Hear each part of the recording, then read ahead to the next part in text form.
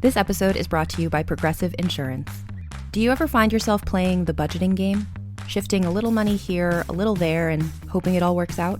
Well, with the Name Your Price tool from Progressive, you can be a better budgeter and potentially lower your insurance bill too. You tell Progressive what you want to pay for car insurance, and they'll help you find options within your budget. Try it today at progressive.com. Progressive Casualty Insurance Company and Affiliates. Price and coverage match limited by state law. Not available in all states. This episode is brought to you by Honda. Introducing the all-new, all-terrain Honda Passport Trail Sport, the most off-road capable Honda Passport Honda has ever dreamt up. The Passport features increased ground clearance, roof rails on all trims, and available specially developed all-terrain tires. And you'll stay comfortable with tri-zone climate control and available features like heated and ventilated front seats and a panoramic moonroof. Learn more at honda.com/passport. It's April 9th, 1866, and another remarkable event is about to be uncovered by Ariel, Rebecca, and Ali, the Retrospectors. Who is the only sitting US president to have been arrested is a classic pub quiz question, the answer to which is Ulysses S. Grant. I mean, he already has the most fearsome Christian name of any president, so it fits that he should have the rap sheet as well. But he wasn't actually yet president today in history in 1866 when he was first arrested, because he was actually arrested 3 times for the same offence, breaking the speed limit, the horse and carriage speed limit. Yeah, at this point, Grant was the US Army's top general. He was a household name throughout the country and a hero, at least if you were, living in the north of America, for having just led the Union Army to victory in the Civil War, which had ended the previous year. He was exercising his fast grey nag, according to the National Intelligencer, which broke the story. Unfortunately, he was exercising it along 14th Street in Washington, D.C., a busy thoroughfare then and now. And it was Grant's misfortune that he had committed his offence in front of Officer S.T. Crown, along with his partner, Officer Bailey. He raced after Grant and hailed him to a stop. Grant offered to pay the fine on the spot, which was against regulations. And when the officers explained this to him and said he needed to come down to the station with them instead, Grant, according to the article, quote, expressed his doubts of their authority to arrest him and drove off, which I think we can assume was the 1860s equivalent of a middle finger. Yeah, mic drop. Yeah, so Grant had always had a fondness for fast horses and had a thrill-seeking riding style that made his arrest for speeding entirely in character. He'd always been an avid horseman from a young age and was known for his exceptional riding skills. When he graduated from West Point Military Academy, his classmates said that he was the best rider they'd ever seen, though he wasn't the best soldier. He ranked pretty low in his year group that year. Yeah, and actually horse skills, to be fair, come into the Civil War victory, don't they? It's not just like, if you're listening to this thinking, why are you reducing Ulysses S. Grant to horseman? If you look at his statue commemorating his role in the Civil War, it's on horseback. Like, he's all about the horses, right? Yeah, absolutely. And during the Civil War, he was again known for his speed. He frequently rode into battle at full gallop. And that's part of what made him such a great general in the first place. Apparently, the Union was stocked with fairly timid, comparatively, leaders who weren't able to take the sort of aggressive approach that was just natural to Grant. And so that confluence of speed and aggression was just always part of the thing that made him so successful throughout his military career. Okay, but nonetheless, that doesn't make it okay to violate the law. It's wrong to speed. Because it's wrong to speed. There were pedestrians and children in Washington, and, people had been killed and really severely injured. And this particular route actually went to the horse track. So it's a funny idea, isn't it? Especially when you consider someone who would go on to be president. But this was often mates on the way to the horses, having a race on the way to the races. Kind of like gamblers might gamble on the plane on the way to Vegas. Like, that's the kind of mood, right? Or like boy racers might race to the racetrack. That's what they're doing. Well, and I think we should say as well, you might be picturing sort of carriages and wagons. This isn't what this was. They were in buggies, these small vehicles drawn by 2 horses, they're barreling down the road. This was basically the 1860s version of Fast and Furious street racing. Yeah, yes. And the reason why they were cracking down on Grant in particular was that at the time there had been a spate of terrible injuries and deaths. And so the district was really, really keen to snuff this out. And so that's why the police were sort of standing around waiting to hand out tickets to even one of the most famous people in America at the time. Well, particularly to the most famous. I mean, it's sort of a celebrity example, isn't it? It's making an example, but also in a way that doesn't really detriment his war record because it fits in, as we're saying, to his image. He's fast on a horse.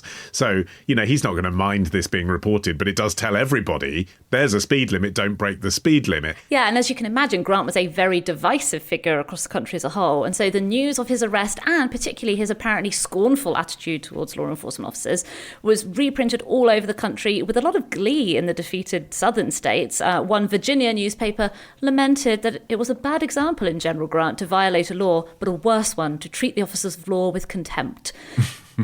Well, he'd certainly learnt that lesson by the time he got his second speeding offence, just 3 months later on July the 4th in 1866.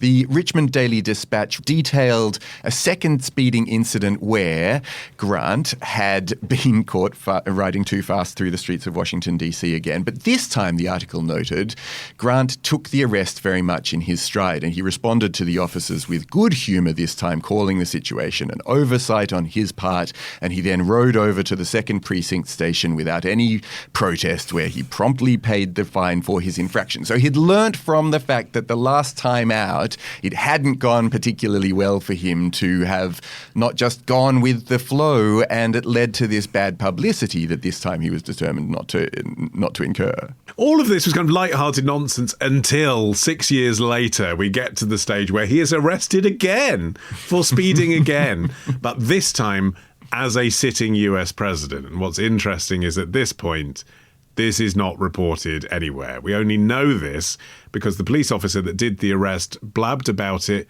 many years later in 1908. That he was the man that had arrested Grant in 1872. And there are various reasons for it, I think. One is that, as I say, he was president, and I guess at that point it becomes almost treasonous, doesn't it? People feel like, should they be printing this information about the president breaking the law? What will that do? What's the precedent for that? The other reason was that he was black, the police officer William West. He was a veteran who'd fought with an all-black Union regiment during the Civil War. He was a formerly enslaved man who'd served in the United States Colored Troops Infantry Regiment.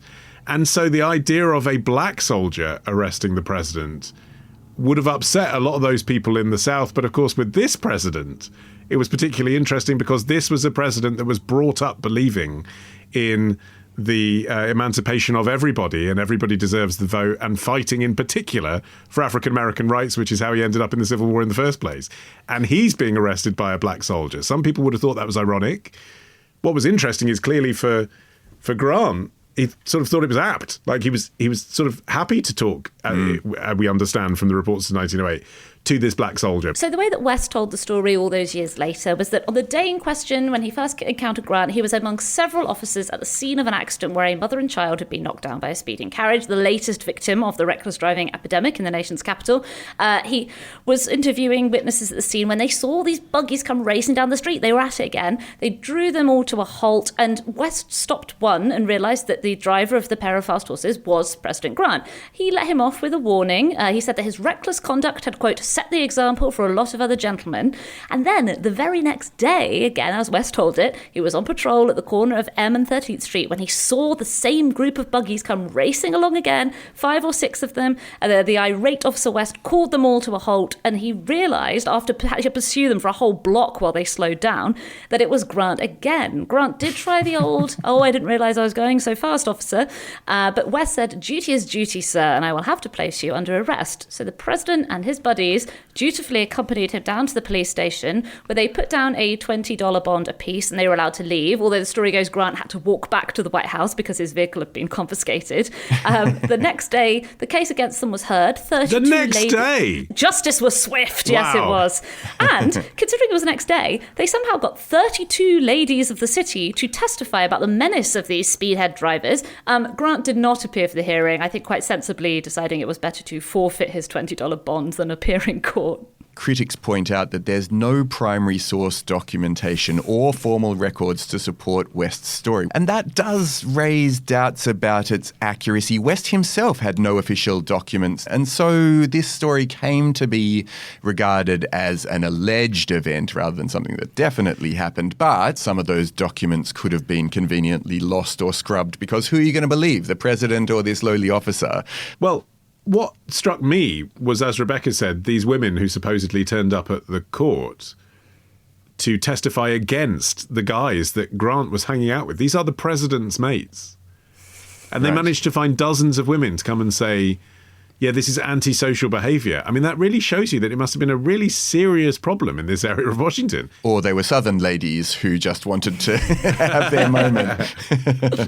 Well, the men who were present in court tried to get West fired. Grant then apparently wrote to the chief of police to ensure that that would not happen. I mean, this has got all the makings of an anecdote that you tell a child who's sitting on your knee looking up at you with total trust in every word that's coming out of your mouth. And that is why good things happen to good people and the right side won in the Civil War. Yeah.